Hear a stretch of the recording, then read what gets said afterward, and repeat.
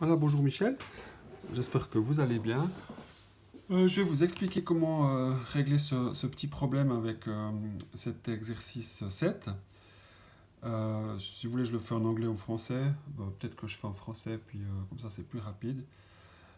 L'idée, c'est que vous avez ici une supply, donc c'est un offreur qui a l'équation Q de Y, c'est 20 fois le prix, moins 40. Ce qu'on vous demande dans un premier temps, c'est de dessiner le graphique. Le truc que je vous donne, c'est de voir quels sont les prix que vous avez à disposition ici, entre 0 et 7. Alors vous allez prendre par exemple le prix de 6, et puis vous allez le remplacer dans l'équation.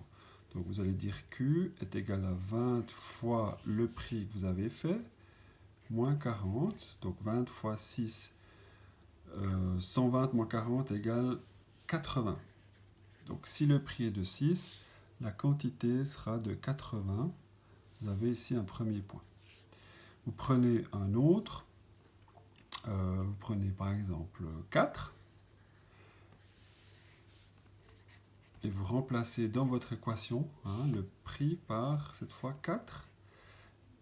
Donc 20 fois 4 moins 40, donc 4 fois 8, 40. Donc si le prix est de 4, la quantité, elle, sera de 40. Deuxième point. Et puis on va prendre un troisième point, prenons 2.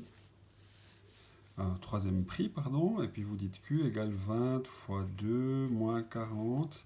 20 fois 2, 40 moins 40 égale 0. Donc si le prix est de 2 francs, pardon, la quantité que l'offreur va faire... c'est pas juste. Si le prix est de 2 francs, la quantité qu'il va offrir sera de 0. Et puis avec ça, vous pouvez tracer une droite avec, bon, j'ai pas de règle, mais voilà votre droite à peu près. Ouais, je devrais passer par les, je suis désolé. Voilà votre droite qui passe par les différents points que vous avez calculés. Vous pouvez vérifier avec 5 par exemple. On va vérifier encore avec 5. Donc Q égale 20 fois 5 moins 40. Ça fait 100. 20 fois 5, 100 moins 40, 60. Donc si c'est 5, ça fait 60 et vous avez le point qui est là. Voilà comment vous allez construire votre graphique. Donc commencez toujours comme ça, vous partez de votre équation, puis vous prenez les prix qui sont là, et pas d'autres prix. Vous n'allez pas mettre 10, parce que 10, il n'est pas prévu là. Et puis même si vous mettiez 7, vous seriez hors graphique. Donc prenez 6, 4, 2. Si vous avez pris 1, par exemple, on va faire encore l'exemple avec 1.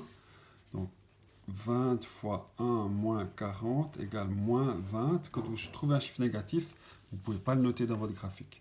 Donc vous arrêtez vraiment quand vous avez un chiffre qui reste positif. Voilà, Michel, j'espère que j'ai répondu à votre question. N'hésitez pas à me dire si vous n'avez toujours pas compris après cette petite vidéo. Bon courage, bye bye.